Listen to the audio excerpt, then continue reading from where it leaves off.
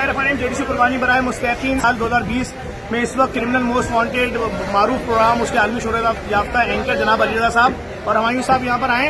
अली रज़ा साहब, कैसा लग रहा है सारे मामला? गोश्त की तकसीम अब आखिरी मराइल में सब चल रही है, क्या कहेंगे देखने वालों को? नाज़रीन मोहतरम, मैं हैरान और परेशान हूँ ये देखकर कि जेडीसी ने जो कारहाय नुमायां अंजाम दिए हैं किसी एक शहर के लिए नहीं बल्कि पूरे पाकिस्तान के लिए जो ये कारहाय नुमायां अंजाम दे रहे हैं, मेरा सलाम है। और दूसरी बात यह है कि इस बिना तफरीक के कि कोई शिया है या अहले सुन्नत है या कोई फला है कोई फला है, कोई ये अल्लाह की मखलूक के पास गोश्त की इस तकसीम को जारी रखे हुए हैं। और माशाल्लाह माशाल्लाह माशाल्लाह 74 ऊँटों की कुर्बानी हुई है।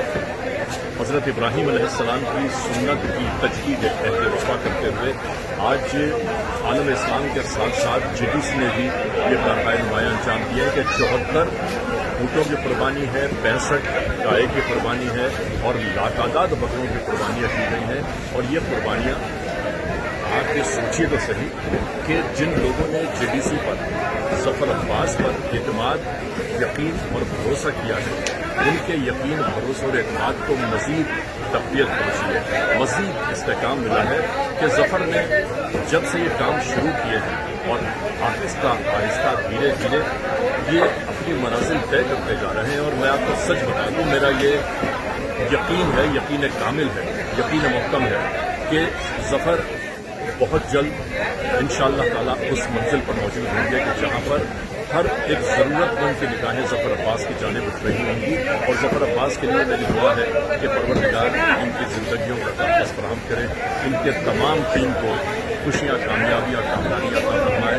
और ज़फ़र अब्बास की जितने भी कारकुन हैं, जितने भी इनके काम करने वाले लोग हैं और ज़फ़र अब्बास की जितनी टीम है, चाहे उसमें ड्राइवर्स हों, चाहे उसके अंदर कारकुन हों, चाहे उसके अंदर डॉक्टर्स हों, इसमें दूसरे शोबों के लोग हों, और आदमी अपनी जगह एक मुस्तहकम है। और इस इस्तेहकाम की बात क्या है?